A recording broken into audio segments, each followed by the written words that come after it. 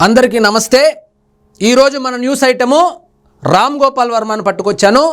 వాస్తవానికి అందరూ ఆయన ఏదో సోషల్ మీడియాలో చంద్రబాబు నాయుడు గారిని, పవన్ కళ్యాణ్ గారిని, నారా లోకేష్ గారి మీద మార్ఫులేశాడు, అబ్యూజ్ చేశాడు, దానికోసము అరెస్ట్ చేయబోతారు అని అందరూ మొదట్లో అనుకున్నారు। కానీ కారణం అది కానే కాదు।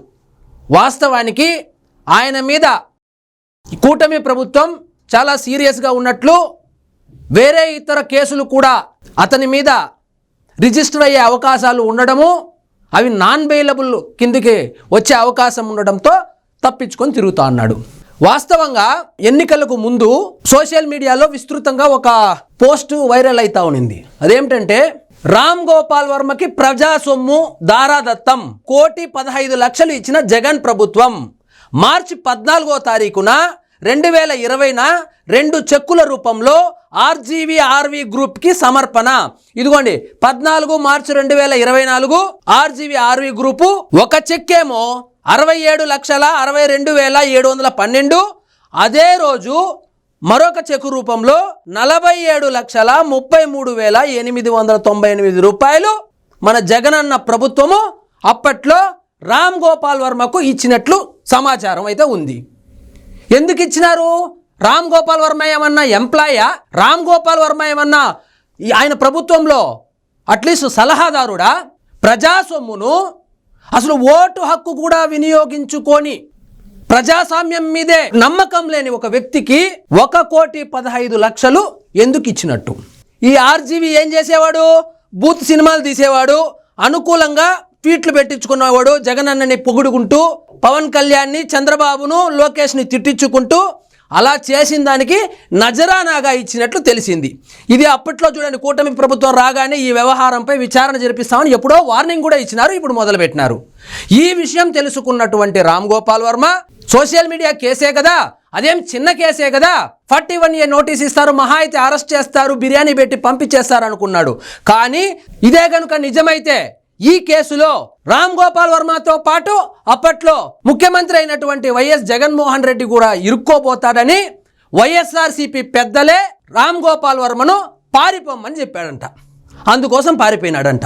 వాస్తవానికి ఈ రామ్ గోపాల్ వర్మ అనే అతను గత 5 సంవత్సరాలుగా ఏమి సినిమాలు వెలగబెట్టినాడో చూద్దాం రండి।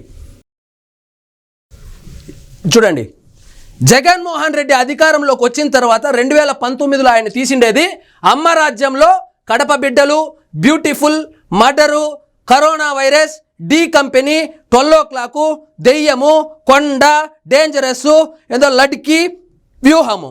ఈ సినిమాల్లో ఒక్కటైనా మైదా పిండి ఖర్చుకైనా కలెక్షన్లు వచ్చిన సినిమాలు ఉన్నాయా?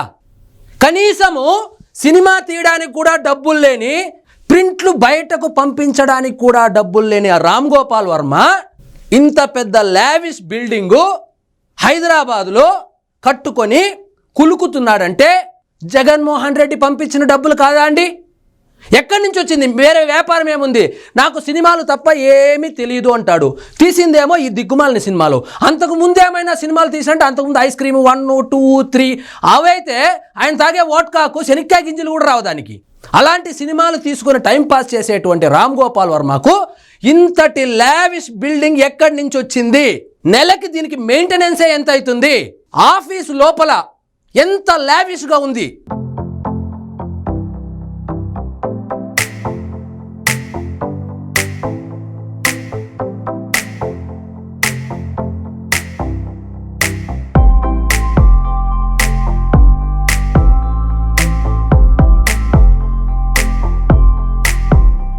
అలాంటి లావిష్ లైఫ్ గడపాలంటే నెలకు ఎంత కావాలి, సంవత్సరానికి ఎంత కావాలి? అసలు ఈయన ఏం ఊడవెరికినాడు? ఎలా మెయింటైన్ చేసినాడంటే, చంద్రబాబు నాయుడు మీద సినిమాలు తీయడం, పవన్ కళ్యాణ్ మీద సినిమాలు తీయడం, సోషల్ మీడియాలో ట్వీట్లు వేయడం, జగన్మోహన్ రెడ్డికి భజన చేయడం ద్వారా ఆ 1,15,00,000 అతనికి వచ్చినట్లు సమాచారం। అఫీషియల్గానే 1,15,00,000 ఇచ్చింటే అన్అఫీషియల్గా ఇంక ఎంత ఇచ్చి ఉండాలి? ఇప్పుడు పట్టుకొని లోపలేసుకొని తోమితే మొత్తం కక్కుతాడు, అది వాళ్ళ భయము। అందుకే వైఎస్ఆర్సీపీ పెద్దలే రామ్ గోపాల్ వర్మని దొరకద్దు అని చెప్పి పారిపోమని చెప్పినారని సమాచారం ఉంది। నెక్స్ట్, మరి రామ్ గోపాల్ వర్మ 1983-84లో నుంచి సినిమాలు తీస్తా అన్నాడు. గతం ఎంతో ఘనమైంది కదా, అలాంటి వాడు అంత బిల్డింగ్ పెట్టుకొని మెయింటైన్ చేయలేడా అని చెప్పి మీకు సందేహం రావచ్చు. ఆయన గతాన్ని కూడా నట్టి కుమార్ గారు పూస గుచ్చినట్లు వివరిస్తా అన్నాడు. చూడండి మీరే. కంపెనీ పెట్టావు, పెద్ద ఆఫీసు. ఏమైంది ఈ ఆఫీసు? 12 కోట్ల రూపాయలు బాకీ అయిపోయి అశోక్ తివారీ అక్కడ ఉన్న అందరికీ రాత్రి పరిగెత్తుకుంటూ ఎంటలు తగ్గితే ఆఫీస్ వదిలేసి వచ్చేసావు. తెలీదా నీకు? బాంబేలో కంపెనీ అనే ఒక ఆఫీసు పెట్టి అక్కడ కూడా ఇట్లా డెన్ లాగా లావిష్ గా పెట్టి 12 కోట్ల రూపాయలు చెల్లించలేకుండా రాత్రికి రాత్రే హైదరాబాదు పారిపోయి వచ్చినటువంటి రామ్ గోపాల్ వర్మకు అంత పెద్ద డెన్ను కట్టుకోవడానికి, అన్ని బకోడా సినిమాలు తీయడానికి డబ్బులు ఎక్కడి నుంచి వచ్చినాయి? నువ్వు ఆ రోజు రాత్రి పరిగెట్టుకొని వచ్చి ఎక్కడికి వచ్చావు? ఈ నట్టి కుమార్ బతుకొచ్చావు. వస్తే ప్రతిభ భారతి గారు అప్పటికప్పుడు ఆఫీస్ తీసాం. ఆఫీస్ తీస్తే అప్పటికప్పుడు మొత్తం డబ్బులు ఎన్ని కోట్ల రూపాయలు నీకు ఇప్పించాను. డబ్బులు పారిజాతం మూవీస్ నుంచి, ఆల్ నుంచి, ఇయర్ నుంచి, అందరి నుంచి డబ్బులు ఇప్పిస్తే జగన్మోహన్ రెడ్డి అనే ఆయన అధికారంలోకి రాకముందు రామ్ గోపాల్ వర్మ పరిస్థితి ఇదన్నమాట. కనీసం ఆఫీసు కూడా మెయింటెనెన్స్ కూడా డబ్బులు లేకుండా పారిపోయి వచ్చే నట్టి కుమారు ప్రతిభా భారతి గారి ఇల్లుని ఆఫీస్గా చేసుకోమని చెప్పి కొంచెం అప్పు ఇప్పించి సినిమాలు తీసుకోరా అని చెప్పిన పరిస్థితి నుంచి డెన్ అంట, అమ్మాయిలంట, అశ్లీల చిత్రాలంట, సోషల్ మీడియాలో బూతులంట, ఇంత స్థాయికి ఎలా ఎదిగాడు? కేవలం జగన్మోహన్ రెడ్డి ప్రభుత్వం వల్లనే. ఇప్పిస్తే అక్కడ ఆఫీస్ మొత్తం నీట్ గా చేసావు, అందరికి టెండర్ పెట్టావు. రాత్రి తీసుకొచ్చి ఏం చేసావు? ఈ ఆఫీస్ ప్రతిభా భారతి గారికి రెంట్ కొట్టి అవి చేసి ఈ చేసి అది రాత్రి జంప్ అయిపోవు. ఎక్కడికి వెళ్ళావు? గోవా వెళ్ళావు సామాన్లు పట్టుకొని. అది కూడా 3 నెలల్లో జంప్ అంట. మళ్ళా సామాన్లు తీసుకొని గోవా పోయినాడు అని చూడండి. పట్టుకొని ఏ ఆఫీసులోనైనా నువ్వు సామాన్లు తీసుకొని వెళ్ళావా? సామాన్లు వదిలేసి పారిపోయేవాడు. ఇప్పుడు పోలీసు వాళ్ళని చూసి పారిపోయినాడు. అప్పుడు రెంట్ కట్టకుండా సామాన్లు వదిలేసి ఆఫీసు వదిలేసి పారిపోయేవాడంట. అప్పులు తీసుకోవడము నీ ప్రవృత్తి, పారిపోవడం నీ వృత్తి, మళ్ళీ వాళ్ళని బెదిరించడం నీకు అలవాటు. ఇదంతా ఎవరో ఒక ఎమ్మెల్యే ఉన్నాడు, వాళ్ళు ఉన్నారు, అందరూ సినిమా తీస్తున్నారు. ఇప్పుడు మొత్తం డబ్బు వచ్చేస్తే అందరూ సెటిల్ చేస్తారు. నాలాగా ఒక 50 మంది బాధితులు ఉన్నారు. 50 మంది ఆయనలాగా 50 మంది బాధితులు ఉన్నారంట, అప్పులోళ్ళు.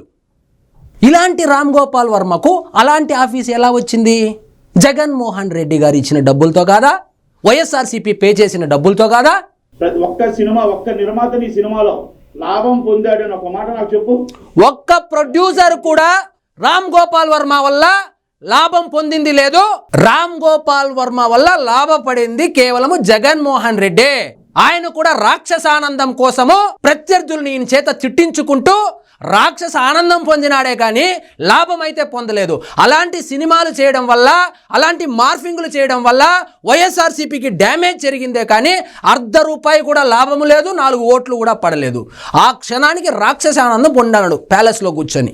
ఇప్పుడు ఫైనల్గా చెప్పేదేమంటే, రామ్ గోపాల్ వర్మ మీద బుక్ అయ్యిండే కేసులు ఆషామాషి కేసులు కాదు. ఈ 1,15,00,000 ఈ 1,15,00,000 బయటకు వచ్చింది. ఎన్ని కోట్లు ఇచ్చాడనేది ఇచ్చిన వైఎస్ఆర్సీపీ వాళ్ళకో, జగన్మోహన్ రెడ్డికో, రామ్ గోపాల్ వర్మకో తెలియాల్సిందే. వాస్తవానికి ఇతను కొంచెం ఇంటలెక్చువల్.